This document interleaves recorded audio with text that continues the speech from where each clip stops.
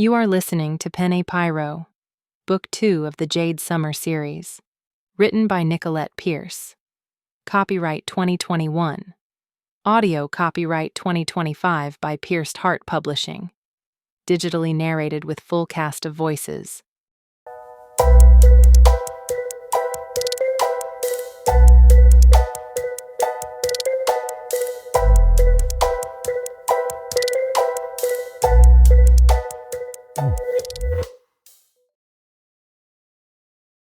Chapter 17. That night, Mila took the delivery shift, and I took the hostess position. I wanted to see if Gershwin came in for Avery. I stayed in the dining room as much as possible, trying to avoid Avery in the kitchen. If she was upset about Logan coming over to my apartment at 2 a.m, she didn't say anything. It was as if it had never happened. Maybe he had talked to her. Since I wasn't sure where I stood, I kept out of her way. Soon, Avery would be back at her restaurant, and I wouldn't ever have to see her again. Well, maybe at the party. But I planned to say hello and congratulations, maybe down a glass of obligatory champagne, and then leave. I might take pride in being a strong, capable woman, but there was a limit as to what I could endure. Besides, the last time I had seen Avery, she was arguing with Jory about the sautéed clams. Apparently, they were not to her satisfaction, which was unfair. The fact that he had helped out the night before, and was again helping out tonight. Even though she tended to berate him, I thought she could let him off the hook for the clams. They smelled delicious. But she chucked the entire batch into the garbage along with the pan. Jory had stood by in silence.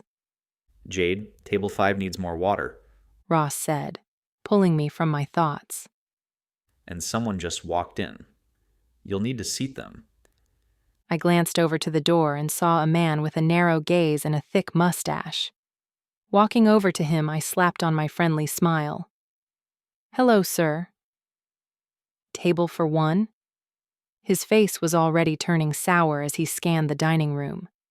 Since it had been remodeled, I couldn't see what displeased him.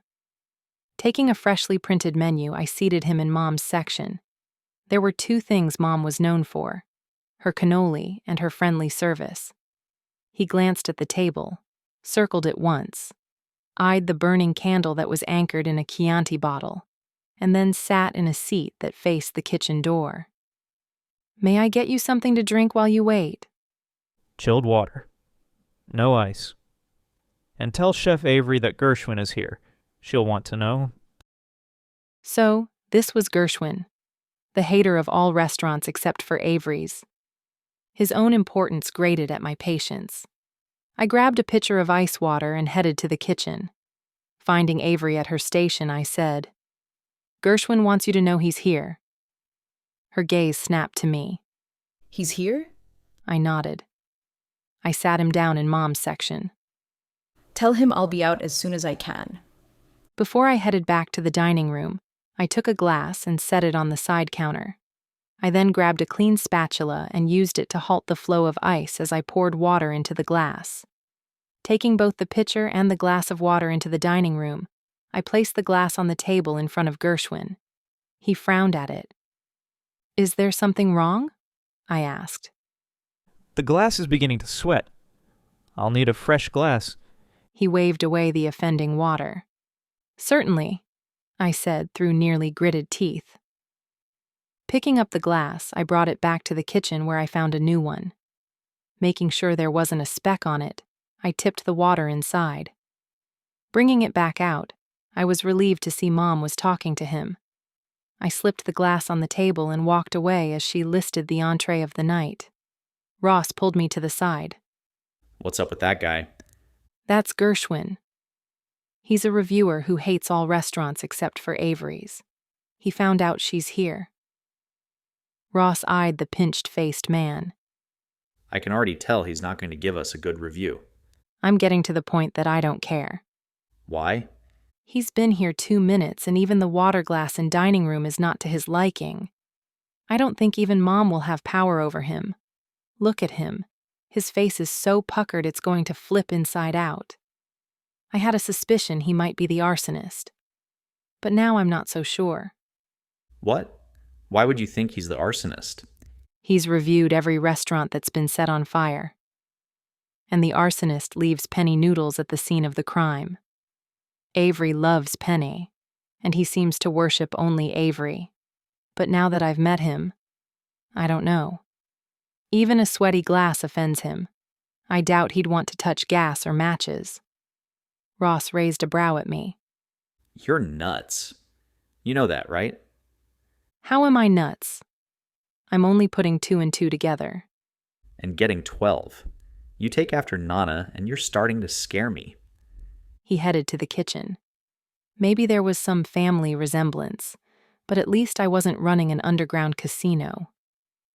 It was after Gershwin ordered when Avery walked out of the kitchen and over to him. He straightened and muscled on a smile that curled his mustache up to his rounded cheeks. Chef Avery, when I heard the news you were here, I had to come. Gershwin said. But what on earth are you doing at a place like this? I stood off to the side, pretending to straighten the server station as I listened. I'm helping out. Logan is good friends of the family who runs this restaurant. His mustache tipped down at Logan's name. But your skills are renowned, and this place His critical gaze scanned the dining room. is so beneath you. She glanced at me and winced. Gershwin, you know I travel to seek out new culinary experiences. Exquisite food can be found anywhere as long as you have an open mind. Do you know another reason why I agreed to work here for a week? He nodded his head, eager for her to tell him. I came here about 5 years ago because I had heard it was a staple of Italian food in Chicago's Chinatown. I had to try it. And while the menu stayed true to traditional Italian, I found an item that was not. He leaned forward, impatient for her to tell him what food it was. Even I leaned forward. I wasn't sure what she was referring to. As far as I knew, the menu hadn't changed. But then again, I wasn't here 5 years ago. It was a black truffle broth with juicy pork belly, tender vegetables, and topped with a poached egg. Instead of ramen, it was served on a nest of angel hair. I think Gershwin and I both drooled a little. Sounds divine, Gershwin said. And I will make it for you, but not today. Tomorrow is my last day here, and I will make it for you then if you come. He nodded. Yes, please. She smiled. Wonderful. Tonight I will make you the special that you ordered. I know you will love it. He nodded again. Anything you make will be superb. When Avery headed back to the kitchen, I followed her. Was there really that pork belly dish here? Yes, but I haven't seen it on the menu since. Maybe your aunt had been testing a recipe. Aunt Dot never strays from recipes. Maybe she was sick that night and Mom cooked. Lily used a wooden peel to remove a pizza from the oven. I never saw pork belly on the menu either. That's something we would have on ours, though. I turned to Avery. Are you sure you didn't go to Mr. Lee's dumplings? No, it was here 5 years ago. I remember it distinctly because it was one of the first restaurants I tried when I returned to Chicago. In fact, that recipe inspired a few of my own fusion dishes. 5 years ago? Lily paused, cutting the pizza. That could have been when our walk-in refrigerator broke. We asked Dot if there was a way that she could use the food since we didn't want it to go bad. And she used it? I wondered. Lily nodded. Yes. She was able to use the majority of it while we were waiting for parts. So she is capable of change, I said. Miracles did happen, even if they were short-lived. If she could continue making fusion, she could really change this place around. It had me thinking. While business was a little better than before, we were not in the clear. Being an Italian restaurant in Chinatown, it'd be a no-brainer to add recipes that included both ethnic flavors for a blended, unique taste. I'd have to talk to Ross later. Heading back out to my hostess station, I passed Gershwin. He was on his phone and typing frantically with his thumbs. As I walked behind him, I glanced down to find he was on the review site. He was already leaving a review, and he hadn't even tasted the food yet. I didn't doubt that he would love whatever Avery served him, but to not even get the dinner and yet write the review seemed premature. Straightening the menus, I glanced at him as his thumbs never stalled. My initial impression of him being the arsonist kept wavering. He was a pompous little man with an inflated ego. His food snobbery irked me. But beyond that, I couldn't see him as the type to set a place on fire. He was more likely to set his thumbs ablaze while he typed his venomous reviews. But if he wasn't the pyro, who was?